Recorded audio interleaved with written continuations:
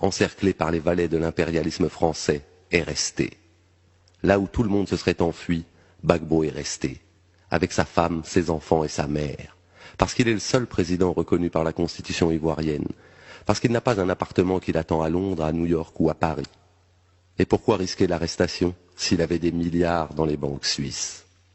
Il est resté pour vivre jusqu'au bout la tragédie du roi Christophe, et pour qu'enfin le masque tombe et que l'on découvre Ouattara, l'homme qui arrive au pouvoir dans un char français, le président de l'ONU, celui qui, comme sa femme, est un étranger à la solde des puissances de l'extérieur. Car qui d'autre qu'un étranger, plutôt que de procéder au recompte des voix que Gbagbo appelait de tous ses vœux, aurait fait appel à une armée de mercenaires pour tirer sur son peuple? Je revois Gbagbo, assis sur son lit, désabusé, livré par la France aux zouaves noirs qui, derrière lui, sont en train d'humilier Simone, sa femme. Et son regard dit la dernière phrase de Gabriel Péry, devant le peloton d'exécution de l'occupant allemand. « Imbécile, je meurs pour vous ». La France, aidée de collabos africains, nous maintient dans un appauvrissement permanent, en faisant jouer les institutions internationales en sa faveur, pour justifier les coups d'État militaires et les assassinats politiques qui ont pour fonction de réduire au silence les véritables leaders d'une indépendance réelle. Elle a forcé l'organisation d'élections dans un pays divisé par une rébellion armée qu'elle manipulait en sous-main pour bourrer les urnes et nous imposer son négrier Ouattara, le grand ami de Compaoré, l'assassin de Sankara. L'ennemi est en face. Hier, c'était un chasseur d'hommes avec son chien, son filet, sa muselière. Aujourd'hui, il est noir comme vous. Il porte un costume, mais il est toujours à la solde de la France. Et croyez-moi, les enjeux financiers en valent la chandelle.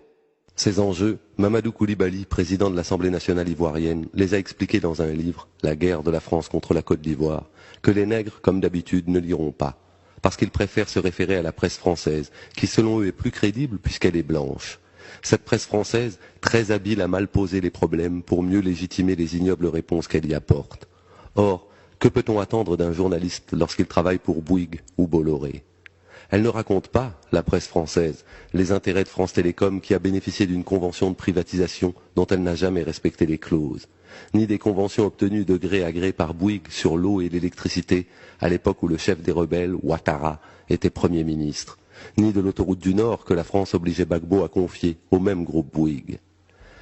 Elle est belle, l'Afrique, avec ses héros morts que l'on célèbre et qui ne sont plus que des noms de rues, des places publiques et des boulevards à putes en banlieue parisienne. Il n'est plus utile de gloser sur les résultats réels des élections ivoiriennes.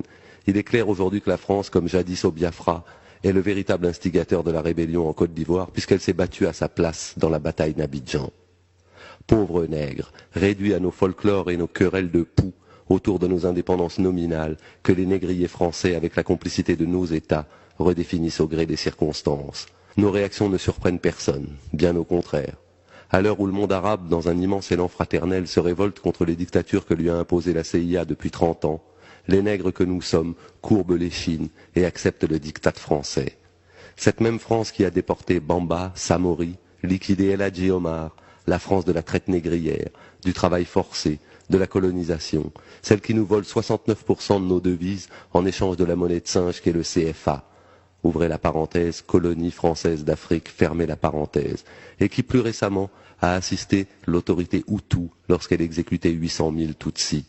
La France qui bourre les urnes au Gabon et au Togo, celle qui chasse les sous-bas du pouvoir pour s'emparer du pétrole congolais, cette même France qui humilie vos frères et sœurs tous les jours dans toutes les préfectures de France et de Navarre, vous demande de croire aux canulars montés de toutes pièces par la diplomatie française et les flics de la presse, et en bon nègre, vous courbez les chines. L'armée française n'est rien, elle a perdu toutes les guerres depuis Sedan, et elle ne gagne que contre les nègres. Vous pourrez désormais regarder vos enfants, et en toute confiance leur promettre un avenir pire que le vôtre. Nous n'avons été que les larbins de la France, ils en seront les esclaves.